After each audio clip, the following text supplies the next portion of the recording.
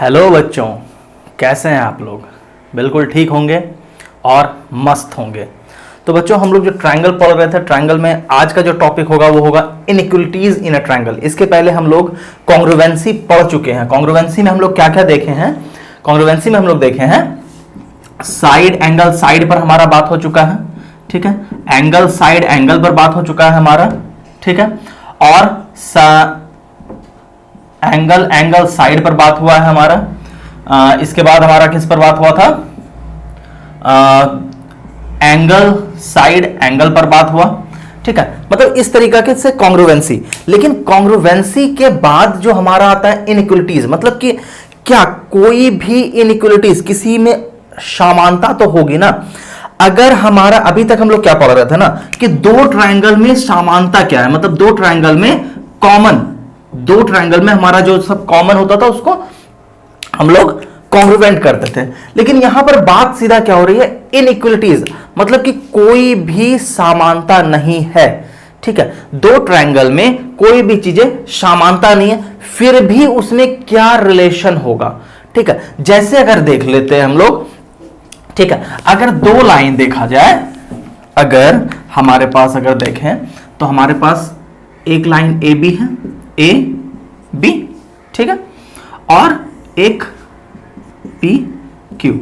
अगर इस लाइन में देखा जाए तो दोनों स्ट्रेट लाइन तो है, मतलब दोनों स्ट्रेट लाइन तो है, लेकिन क्या दोनों में कोई भी रिलेशन? पहला रिलेशन तो हमारा एक रिलेशन है कि भाई दोनों स्ट्रेट लाइन है, और स्ट्रेट लाइन पे क्या होता है? 180 तो क्रिएट करेगा ही करेगा। लेकिन दोनों का लेंथ क्या हुआ? दोनों का लेंथ डिफरेंट है। इसी तरीके से अगर दो ट्रायंगल बना ले, ठीक है, दो ट्रायंगल अगर बना ले तो इस दोनों ट्रायंगल को अगर कह सकते हैं कि ये सिमिलर तो है, ये सिमिलर तो है, लेकिन कॉन्ग्रुवेंट नहीं है। मतलब इनइक्वलिटीज का में हम लोग इसी पर ध्यान देंगे। जैसे कि एक एग्जांपल हम लोग देखते हैं कि किस तरीका से हमारा इनइक्वलिटीज में लाइन एंगल चेंज होता है, ठीक है। मान के चलते हैं कि कोई एक ट्रायंगल है, ठीक है, कोई भी एक ट्रायंगल है, ठीक है, ए बी और सी। देखिए हमारे इस ट्रायंगल में क्या है ना, क्या है? एंगल अभी तक कांस्टेंट रखा हुआ है, ठीक है। एंगल कोई भी डिफरेंट डिफरेंट एंगल है, सभी ए बी सी सभी डिफरेंट डिफरेंट एंगल है। अब यहां पर ऐसा कहता है कि भाई इनइक्वलिटीज में अगर आप इस सी को, मतलब कि बी और सी लाइन को अगर और एक्सटेंड कर दें सी डैश पर, सी डैश पर, ठीक है, तो हम अगर देखते हैं तो इस सी डैश पर जैसे ये एक्सटेंड होता है और एक न्यू ट्रायंगल फॉर्म करने के लिए, एक न्यू ट्रायंगल मतलब ए बी सी डैश को अगर फॉर्म करने के लिए हमको ए और सी डैश को तो मिलाना होगा ना। तो ए और सी डैश को अगर मिलाते हैं, ए और सी डैश को जैसे ही मिलाते हैं तो हमको यहां पर कुछ ना कुछ चेंजेस नजर आ रहा है। क्या चेंजेस नजर आ रहा है कि भैया यहां पर ये है कि आपका बी तो कांस्टेंट एंगल हो गया, लेकिन हमारा सी जो है ये वेरिएबल हो रहा है। मतलब ए में हमारा कोई चेंजेस आ रहा है ना। ए में हमारा चेंजेस आ रहा है और कहां पर चेंजेस आ रहा है? सी का भी तो एंगल में चेंज आएगा ना, क्योंकि हमको तो ओवरऑल पता है कि angle A plus angle B plus angle C is equal to 180 होगा। ट्रायंगल का तो यही है ना, ये angle A plus angle B plus angle C is equal to 180 होगा। अब यहां पर देखें तो एंगल बी के साथ तो हम लोग कोई छेड़खानी कर नहीं रहे हैं, सिर्फ एंगल बी का क्या कर रहे हैं? लाइन को हम लोग एक्सटेंड कर रहे हैं। लेकिन एंगल ए के साथ कहीं ना कहीं कुछ ना कुछ चेंजेस हो रहा है और एंगल सी के साथ भी कहीं ना कहीं कुछ चेंजेस हो रहा है। अगर एंगल ए के साथ अगर चेंजेस देखें तो हमारे पास क्या चेंज हो रहा है कि पहले जो था एंगल सी ए बी जो था, अगर मान के चलते हैं एक्स था, हाँ, अब अगर देखें तो इसके साथ ये कुछ ना कुछ कोई ना कोई एक यूनिट भी एक्सटेंड हुआ। तो अब अगर हम लोग देखें सी डैश ए और बी तो हमारे पास क्या हो जाएगा? x प्लस 1 यूनिट, मान के चलते हैं 1 यूनिट एक्सटेंड हुआ, ठीक है। अगर यहां पे 1 यूनिट एक्सटेंड हो गया तो कहीं ना कहीं हमारे सी में क्या होगा? 1 यूनिट कम हो जाएगा, ठीक है। सी में 1 यूनिट कम होगा तभी तो 180 हो गया, ठीक है। ये अगर फिर से अगर एक्सटेंड करेंगे, हाँ, फिर से अगर एक्सटेंड कर देंगे सी डबल डैश के पास तो फिर देखिए हमारा ये क्या हो जाएगा? एक्सटेंड हो जाएगा।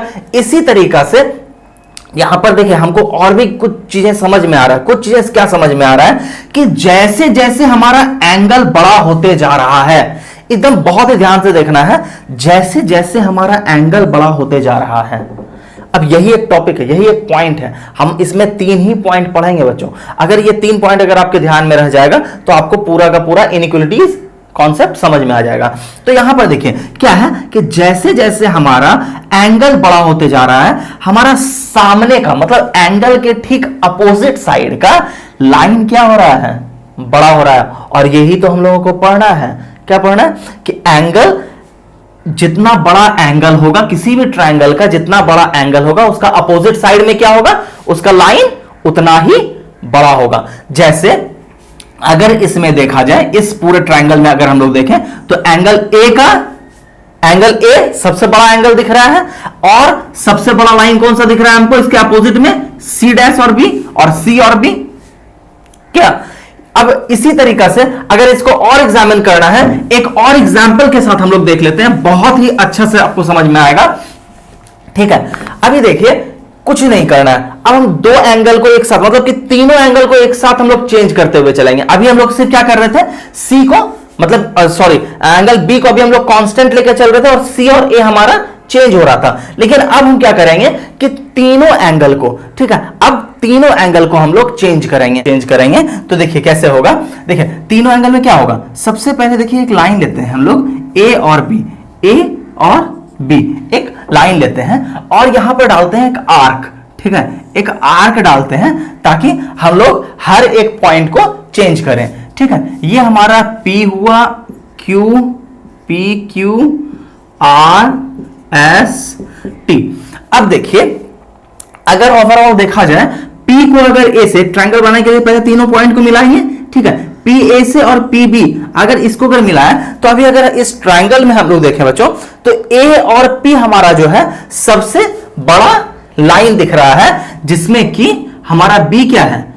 अगर अभी हम लोग क्या देखें, if two side of a triangle are unequal, अगर 2 साइड्स मतलब कि 2 साइड अनइक्वल है, the angle opposite to the larger side is larger, मतलब कि जो लार्जर साइड का एंगल होगा, इसके अपोजिट का क्या होगा, लार्जर लाइन होगा पूरे ट्रायंगल में। ठीक है, लेकिन यहां पर देखते हैं, अब इस चीजों को तो प्रूफ करना है कि भाई कैसे होगा, तो यहीं पर ये प्रूफ करते हैं कि किस तरीका से ये हमारा हो रहा है। ठीक है, इसमें अभी देखें तो हमारा एंगल B क्या है, सबसे बड़ा एंगल हमको दिख रहा है, जिसकी वजह से A और P सबसे बड़ा लाइन भी है। अगर Q से अगर अटैच करें, देखो Q से अगर अटैच करें A को, अगर Q से अगर अटैच करें A को, तो अब देखिए कहीं ना कहीं हमारा क्या हुआ, एंगल यहां पे एक्सटेंड हो रहा है।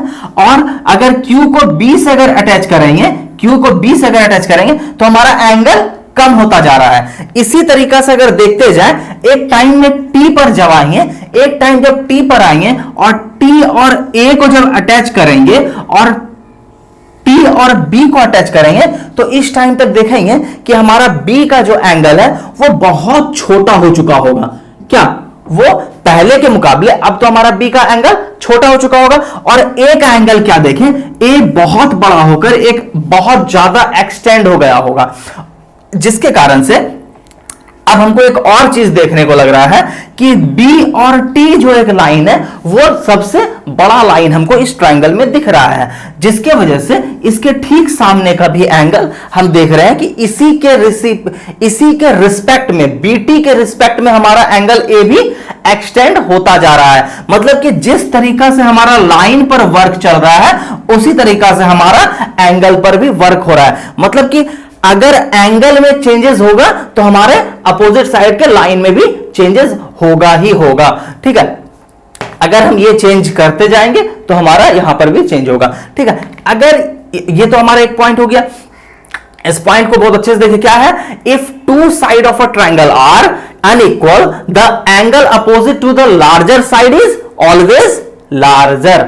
ठीक है, मतलब कि अगर हमारा अपोजिट साइड का एंगल लार्जर है तो अगर हमारा कोई भी एंगल लार्जर है तो हमारा ठीक अपोजिट साइड का लाइन क्या होगा, लार्जर होगा। ठीक है, इसी से देखिए एक पॉइंट और आता है, इससे एक और पॉइंट आता है जिसको कि हम लोग एक इक्विलैटरल ट्रायंगल पर ही देख लेते हैं ताकि ये आपको कंप्लीटली समझ में आए। ठीक है, हम लोग इस चीजों के बारे में जानते हैं कि किसी भी ट्रायंगल में किसी भी ट्रायंगल में, सॉरी, किसी भी ट्रायंगल में अगर हमारा दो line A B plus B C is always greater than A C, ठीक है, इस पर हम लोग अगर बात करें तो देखिए कोई अगर ट्रायंगल है, कोई भी ट्रायंगल अगर हम लोग लेंगे, अभी यहां पर हम एक इक्विलैटरल ट्रायंगल लेते हैं आपको समझाने के लिए। ये एक इक्विलैटरल ट्रायंगल है, ठीक है, ए बी सी, और ये 1 यूनिट, इक्विलैटरल में तो अगर 1 यूनिट लेंगे तो सब 1 यूनिट हो जाएगा। तो अगर ये 1 यूनिट और ये 1 यूनिट है, अब देखिए A B plus B C, A B 1 unit, B C 1 unit, अगर ये 1 प्लस 1 इज, देखो 1 plus 1 is always greater than 1 होगा ना, क्योंकि 1 प्लस 1 क्या हो गया, 2 हो गया, 2 इज ऑलवेज ग्रेटर देन 1। आप बोलेंगे कि नहीं ये तो भाई ठीक है, ये तो इक्विलैटरल ट्रायंगल लिया तो ऐसा लिया, ये किसी भी ट्रायंगल पर होगा, ये वाला जो फंडा है ना ये किसी भी ट्रायंगल पर होगा। एक हम लोग और देख लेते हैं कि राइट एंगल ट्रायंगल पर देख लेते हैं, ठीक है। राइट एंगल ट्रायंगल पर अगर देखें तो देखिए ये एक राइट एंगल ट्रायंगल है, ठीक है, और राइट एंगल ट्रायंगल में अगर हम लोग बात करें तो किस तरीका से लेंगे, अगर मान के चलो इसको 4 लिए, ये 3 लिए तो ये 5 होगा ना, ठीक है। तो हम लोग क्या जानते हैं, राइट एंगल ट्रायंगल में क्या जानते हैं, A square plus, sorry, A B C, A B square plus B C square is equal to A C square. तो यहां पे तो पता चल रहा है कि A B plus B C is equal to A C, लेकिन नहीं, यहां पर क्या है, हमारा स्क्वायरिंग इक्वल हो रहा है, स्क्वायरिंग इक्वल हो रहा है। लेकिन अगर हम सिर्फ अगर A B plus B C देखें तो हमारा ग्रेटर ही होगा। जैसे ए बी क्या है 4 प्लस बी सी क्या है 3 और ए सी क्या है 5, क्या ये इक्वल है, नहीं ये इक्वल नहीं है, ये always and always less than है, less than A B plus B C है, ठीक है। तो ये सारे पॉइंट को अगर हम लोग देखें, हमारे पास यही देखिए 2-3 पॉइंट हमको जानना था इनइक्वालिटीज में, हम लोग जान लिए, इनइक्वालिटीज का रिलेशन जान लिए कि एंगल और लाइन का क्या रिलेशन है, लाइन का लाइन से क्या रिलेशन है। अब हम लोग देखते हैं एक एग्जांपल, ताकि आपको और भी अच्छे से कॉन्सेप्ट समझ में आए। देखो हमारे पास एक क्वेश्चन है, हमारे पास क्या क्वेश्चन है और इसमें हम लोग क्या अटैच्ड करेंगे, ठीक है। कोई ट्रायंगल है हमारे पास ए बी सी, क्या कोई ट्रायंगल है ए बी सी, जिसमें कि डी एक पॉइंट है जो कि शो करता है A D equal to B C, A D equal to B C, और हमको प्रूफ करना है ए बी, मतलब ए बी जो लाइन है वो क्या होगा, वो ग्रेटर होगा हमारा AD से। अब देखो अगर इस पूरे ट्रायंगल में अगर बात करें तो हम, मेरा क्या किस जगह पर नजर जाएगा, मेरा नजर जाएगा एंगल पर, क्योंकि एंगल और लाइन, अभी हम लोग यही पढ़ रहे हैं, एंगल और लाइन का एक मतलब कि क्या है, रिलेशन है। एंगल जितना बड़ा होगा उसी के रिस्पेक्ट में हमारा लाइन भी होगा। तो अगर इस ट्रायंगल में देखें, एक तो देखो AB is all AB greater than AD, AD बोल दें क्योंकि AD बोल दें या AC बोल दें, बात तो एक ही है ना। AD के जगह पर हम लोग AC भी तो पुट कर सकते हैं, क्यों, क्योंकि AD equal to AC already given है हमारा, मतलब कि एक आइसोसेलेस ट्रायंगल बन रहा है। अगर हम लोग देखें ट्रायंगल ADC में अगर AD इक्वल टू AC है तो हमारा angle ADC equal to angle, मतलब कि हम लोग लिख सकते हैं angle ADC equal to angle ACD। क्या क्यों लिख सकते हैं, क्योंकि साइड हमारा दोनों एंगल के बराबर, दोनों एंगल के सामने का साइड बराबर है, ठीक है। अभी तो हम लोग ये देखें, फिर दूसरा पॉइंट हम लोग देखते हैं इस ट्रायंगल में। देखो ABD में अगर देखें, ABD में अगर देखेंगे, हाँ, तो ये वाला एंगल पर अगर बात करें ABD, तो ये क्या होगा हमारा ADC एक्सटीरियर एंगल हो जाएगा ना, ABD के का। और एक्सटीरियर एंगल क्या होता है, अपोजिट एंगल का सम, अपोजिट एंगल का सम होता है। मतलब ये क्या हो जाएगा हमारा x प्लस वाई। अगर angle B equal to x और ये वाला AD इक्वल टू वाई, तो हमारा ये कितना हो जाएगा x प्लस वाई, क्या x प्लस वाई, क्योंकि ये एक्सटीरियर एंगल है हमारा, ADC एक्सटीरियर एंगल है। अब देखिए अगर ये हमारा x प्लस वाई होता है और A C D equal to A D C है, ये तो ऑलरेडी है ना, गिवन है, ये गिवन है, तो हमारा ये भी तो x प्लस वाई हो जाएगा ना, x प्लस वाई हो जाएगा ना।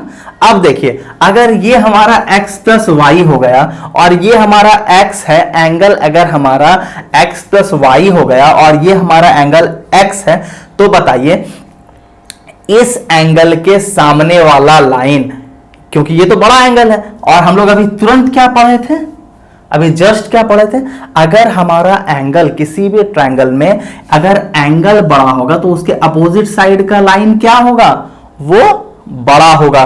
तो अब हो गया ना, अब तो ये तो x है, इसके सामने वाला तो कहीं ना कहीं ऑब्वियसली कुछ ना कुछ एक यूनिट भी अगर छोटा होगा तो कहीं ना कहीं इससे तो छोटा होगा ही होगा। तो हम लोग यहां पे लिख सकते हैं, क्या लिखेंगे, वही if two side of a triangle are unequal the angle opposite to the larger side is larger. ठीक है, इसको लिख देंगे और हम लोग यहां पे कह सकते हैं कि भैया हमारा A C is smaller than A D. क्या A C is smaller than, sorry A C is smaller than A B होगा ना, ए बी होगा, सॉरी। ठीक है, और क्यों होगा इसको तो आप लोग ब्रैकेट में आपको लिखना ही लिखना है, क्योंकि आपको जो देखिए कंप्लीटली जो आपको मैं आपको सिर्फ कॉन्सेप्ट समझा रहा हूं, आप बाकी चीजों को अपने से लिख सकते हो। ठीक है, और अगर AC हमारा लेस देन AB होगा तो हम लोग AC के जगह पर AD भी तो रख सकते हैं। क्यों भाई, क्यों रख सकते हैं, AD is always and always smaller than AB। क्यों रख सकते हैं, क्योंकि ये हमारा भैया क्या है, गिवन है, ये हमारा क्या है, गिवन है। तो ठीक है, देखिए बच्चों बहुत ही इजी क्वेश्चन होता है, और इनइक्वलिटीज में तो और भी आपको सिर्फ और सिर्फ तीन चीजों पे ध्यान देना है। तीन चीजों पे क्या ध्यान देना है, एक तो पहले हमारा एक एंगल और लाइन, एंगल पे ध्यान दिए, अगर एंगल पे अगर ध्यान पड़ गया तो उसके सामने वाला अपोजिट लाइन पर ध्यान पड़ जाएगा। और तीसरा पॉइंट क्या होगा, A B equal to A B plus A C equal to is always and always greater than B C. ठीक है, यही तीन पॉइंट पर हम लोगों को वर्क करना है।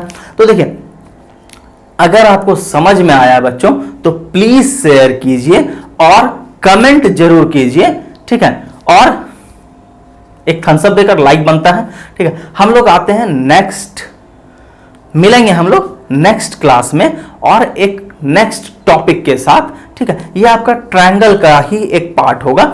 अभी अगर हम लोग देखें तो ओवरऑल आपका 9th का सारा ट्रायंगल चैप्टर हम लोग खत्म कर चुके हैं। अब जो नेक्स्ट क्लास में हम लोग मिलेंगे 10th के ट्रायंगल के साथ मिलेंगे। लेकिन ये सिर्फ 9th और 10th की बात नहीं है, आप अगर जनरल कंपटीशन की भी अगर तैयारी कर रहे हैं तो आपको बेस का नीड पड़ता ही पड़ता है। अगर बेस क्लियर नहीं होगा तो आपको प्रॉब्लम होगा। इसी कारण से हम एक साथ कोशिश कर रहे हैं कि एक साथ जिस भी टॉपिक को स्टार्ट करें उस कंप्लीट टॉपिक को हम खत्म कर दें। ठीक है, अगर ट्रायंगल स्टार्ट किए हैं तो ट्रायंगल का हमने बेस से स्टार्ट किया और आपके पूरे एडवांस लेवल तक, मतलब कि जो 10th में एडवांस, वही मैंने बार बार ही बोला कि एडवांस कुछ नहीं है, आपका ट्रायंगल के पार्ट को उठाया, 9th और 10th के पार्ट को उठाता है और कंपटीशन में एडवांस में डाल दिया जाता है। और ये अगर आपका बेस अभी अगर क्लियर हो जाएगा ना तो आपको कहीं भी दिक्कत नहीं होगा। ठीक है, तो मिलते हैं नेक्स्ट क्लास में, तब तक keep sharing and thumbs up देकर लाइक कीजिए। तब तक के लिए बाय बाय।